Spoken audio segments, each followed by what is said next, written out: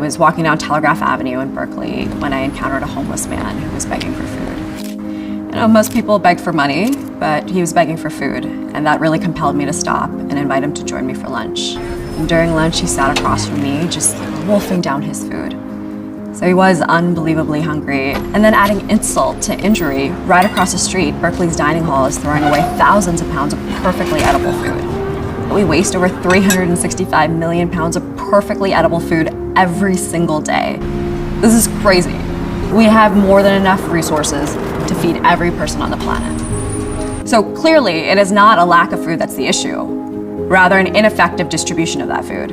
I mean, this is why we call it the world's dumbest problem. How much more effective, how much more efficient this whole process would be if those who have food could say, hey, we have food, and those in need of food could say, hey, we could use that food.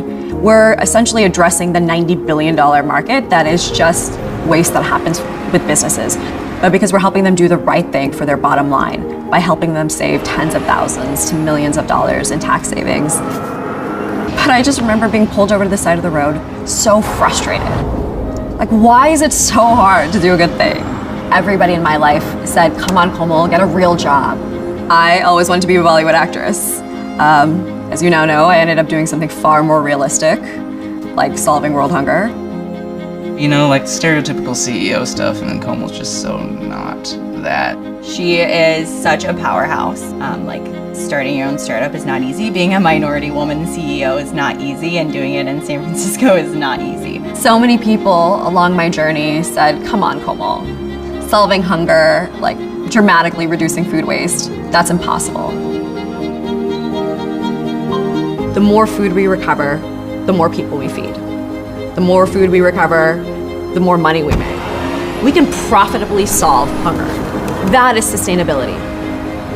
Copia is just like not a passion anymore because, you know, the flames of passion can be extinguished when you face inevitable failure. I'm still figuring it out. I have executive coach, I have therapy, I have like all the things. I mean, I'm still figuring it out.